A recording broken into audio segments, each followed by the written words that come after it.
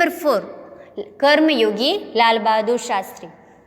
आगे के वीडियो में हमने लेसन में यहाँ तक देखा टेक्स्ट बुक में पेज नंबर 21 पर कि शास्त्री जी गांधी जी के साथ स्वतंत्रता संग्राम में जुड़ जाते हैं। तब उनकी उम्र 17 वर्ष की थी और फिर वो लोक सेवा मंडल में भी शामिल हो जाते हैं और अछूतोद्धार के काम में लग जाते हैं और आगे वह नमक कानून तोड़ो आंदोलन में भी जुड़ जाते हैं और उन्हें इसमें जेल भी जाना पड़ता है और 1942 तक वह 7 बार जेल जा चुके थे। तो यहाँ तक का लेसन हमने आगे के वीडियो में देखा। अब आगे हम देखते हैं इस दौरान शास्त्री जी जहाँ एक और गांधी जी द्वारा बताए गए रचनात्मक कार्यों में लगे हुए थे, वहीं दूसरी ओर पदाधिकारी के रूप में जनसेवा के कार्यों में भी लगे रहे। सन 1935 में वे संयुक्त प्रांतीय कांग्रेस कमेटी के सचिव बनाए गए। इस पद पर वे 1938 तक रहे। किसानों के प्रति उनके मन में विशेष लगाव था, इसीलिए उनको सन 1936 में किसानों की दशा का अध्ययन करने वाली एक कमेटी का अध्यक्ष बनाया गया।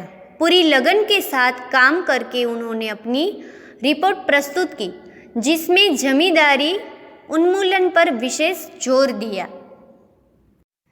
पेज नंबर 22 पर इसके बाद के 6 वर्षों तक वे इलाहाबाद की नगर पालिका से किसी न किसी रूप में जुड़े रहे। शास्त्री जी को विभिन्न अनुभव हुए। कौन कौन से? लेखक कहते हैं कि इस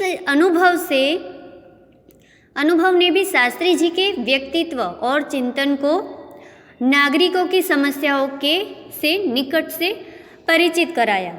उनके पास ग्रामीण जीवन का अनुभव था। अब इसके साथ ही इलाहाबाद नगर पालिका ने जन सेवा का भी अनुभव जोड़ दिया। लोकतंत्र की इस आधारभूत इकाई में कार्य करने के कारण वे देश की छोटी छोटी समस्याओं और उनके निराकरण की व्यावहारिक प्रक्रिया से अच्छी तरह परिचित हो गए। कार्य के प्रति निष्ठा और मेहनत करने की अदम्य क्षमता के कारण सन 1937 में वे संयुक्त प्रांतीय व्यवस्थापिका सभा के लिए निर्वाचित हुए। निर्वाचित यानी कि बहुमत द्वारा चुना हुआ। सही मायने में यही से शास्त्री जी के संसदीय जीवन की शुरुआत हुई, जिसका समापन देश के प्रधानमंत्री पद तक पहुंचने में हुआ।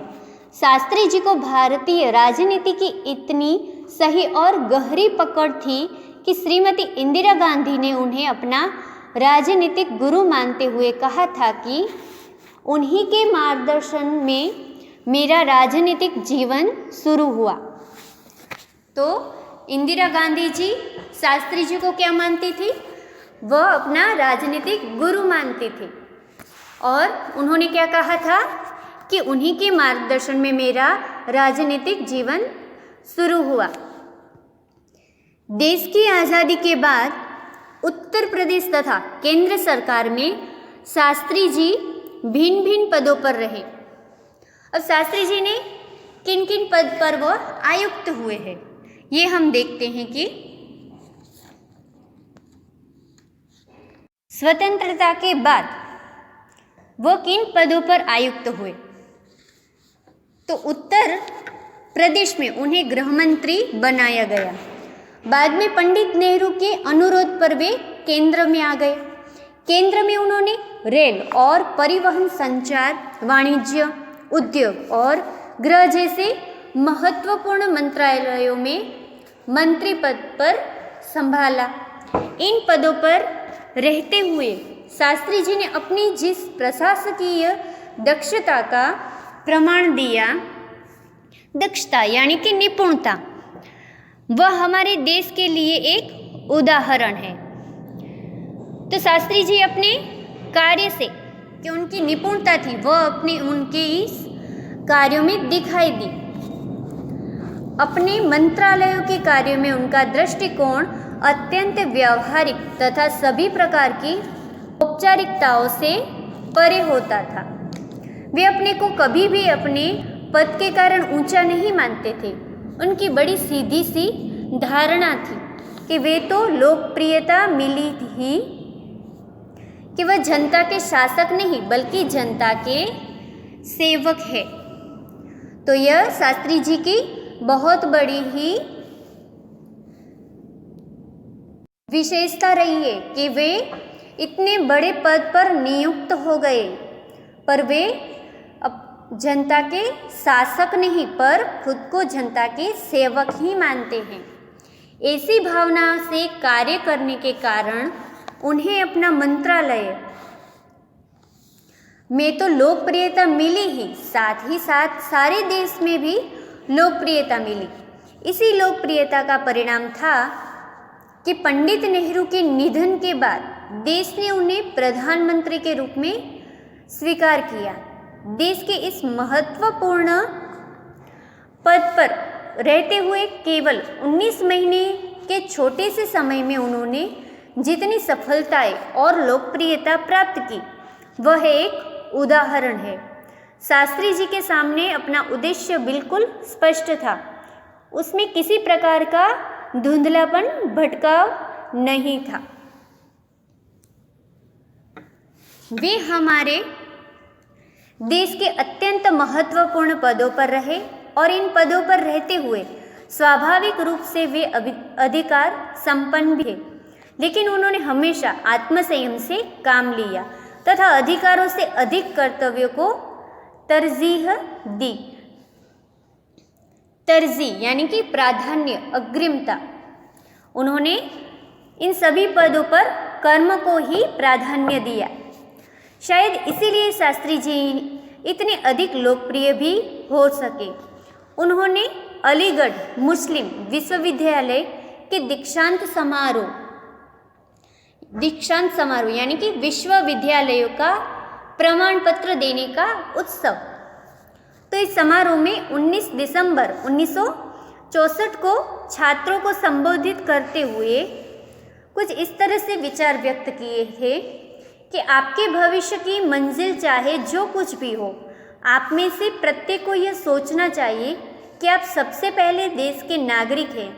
यह आपको संविधान द्वारा प्रदत्त कुछ अधिकार देता है, लेकिन इससे कुछ कर्तव्यों का भी बोझ आता है जिसे समझना चाहिए।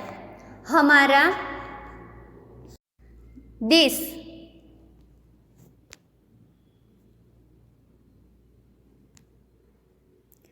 प्रजातांत्रिक है जो निजी स्वतंत्रता देता है, लेकिन इस स्वतंत्रता का उपयोग एक व्यवस्थित समाज के हित में स्वेच्छा से लगाए गए प्रतिबंधों के तहत होना चाहिए। अधिकार, कर्तव्य और आत्मसंयम के बारे में यह अत्यंत महत्वपूर्ण बात शास्त्री जी ने कही थी, जिसे आज याद रखने की ज़रूरत है। तो शास्त्री जी ये संदेश देते हैं कि आपका कर्म क्षेत्र कोई भी हो, सबसे पहले आप देश के नागरिक हैं। संविधान ने आपको कुछ अधिकार दिए हैं तो कुछ कर्तव्य भी सौंपे हैं। आपको जो स्वतंत्रता मिली है उसका उपयोग देश और समाज के हित में होना चाहिए। तो ये हम सबको याद रखने की भी ज़रूरत है कि हमारे देश के विकास के लिए अपना कर्तव्य भी हमें समझकर अपना समर्पण रखना चाहिए। तो यहाँ पे ये हमारा जो लेसन है कर्मयोगी लाल बहादुर शास्त्री जी, लेसन यहाँ पे पूर्ण होता है। इस लेसन में हमने ऐसे महान हमारे राजनीतिज्ञ नेता कर्मयोगी कि उनका जीवन समर्पण भावना, कर्तव्य निष्ठा, कर्मठता और सेवा ही उनका ये जीवन है और कर्म को ही वह ईश्वर मानते हैं। और इसमें से बहुत उनके जीवन से भी ये सीख मिलती है कि कोई भी क्षेत्र में हमें सफल होना हो तो उस कार्य के प्रति हमें पूरे भाव से समर्पण करना चाहिए, तभी उस क्षेत्र में हम सफलता प्राप्त कर सकते हैं और किसी फल की भी आशा नहीं रखनी चाहिए। इसका स्वाध्याय कार्य आपको वर्कबुक में पूर्ण करना होगा।